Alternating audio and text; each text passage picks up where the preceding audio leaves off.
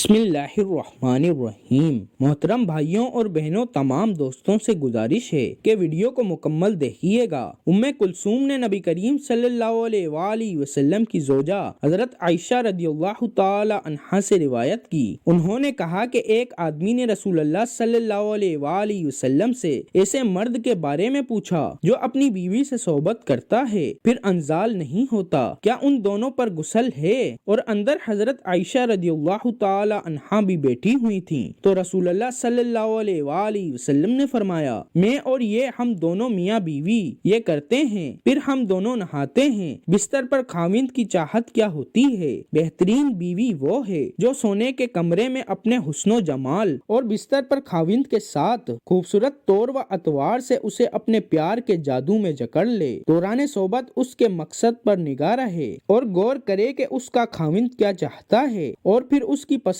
سے بھی بہتر انداز میں اپنے آپ کو اس کے سپرد کر دے، نرم گفتگو کرے اور اس کی رغبتوں اور چاہتوں کو پورا کرتے ہوئے اسے سیر کر دے۔ کبھی بھی اس کے بستر پر جانے سے مت روکیں۔ اگر وہ اس کے ساتھ مقاربت کا خواہش مند ہے تو قطعاً نافرمانی نہ کریں، کیونکہ اللہ رب العزت کے یہاں یہ بہت بڑا گناہ ہے۔ محترم ناظرین، سفیان بن عیینہ نے عمرو بن دینار سے حدیث بیان کی، کہا ہم نے حضرت ابن عمر رضی اللہ تعالی عنہ سے اس شخص کے متعلق پوچھا جو عمرے کی غرض سے آیا، اس نے بیت اللہ کا طواف کر لیا لیکن ابھی صفا مروہ کی سعی نہیں کی، کیا وہ اپنی بیوی سے صحبت کر سکتا ہے؟ انہوں نے فرمایا، جب رسول اللہ صلی اللہ علیہ وآلہ وسلم تشریف لائے تھے تو آپ نے بیت اللہ کا 7 بار طواف کیا، مقام ابراہیمی کے پیچھے 2 رکعتیں ادا کیں، مقام ابراہیمی کے پیچھے 2 رکعتیں ادا فرمائیں اور پھر صفا مروہ کے درمیان 7 بار چکر لگائے، اور یاد رکھو تمہارے لیے اللہ کے رسول صلی اللہ علیہ وآلہ وسلم کے طریقے میں بہترین نمونہ ہے۔ محترم بھائیوں، معقل نے ابو زبیر سے روایت کی، کہا حضرت جابر رضی اللہ تعالی عنہ نے کہا، میں نے نبی اکرم صلی اللہ علیہ وآلہ وسلم کو یہ فرماتے ہوئے سنا، جب تم میں سے کسی کو کوئی عورت اچھی لگے اور اس کے دل میں جاگزیں ہو جائے تو وہ اپنی بیوی کا رخ کرے اور اس سے صحبت کرے، بلا شبہ یہ عمل اس کیفیت کو دور کر دے گا جو اس کے دل میں پیدا ہوئی ہے۔ عبد الملک بن ابی سلیمان نے عطا سے، انہوں نے جابر بن عبداللہ رضی اللہ تعالی عنہما سے روایت کی، کہا ہم نے رسول اللہ صلی اللہ علیہ وآلہ وسلم کے ساتھ حج کا احرام باندھ کر تلبیہ کہا۔ جب ہم مکے پہنچے تو آپ صلی اللہ علیہ وآلہ وسلم نے ہمیں حکم دیا کہ ہم حلال ہو جائیں اور اسے حج کی نیت کو عمرے میں بدل دیں۔ یہ بات ہمیں بہت گراں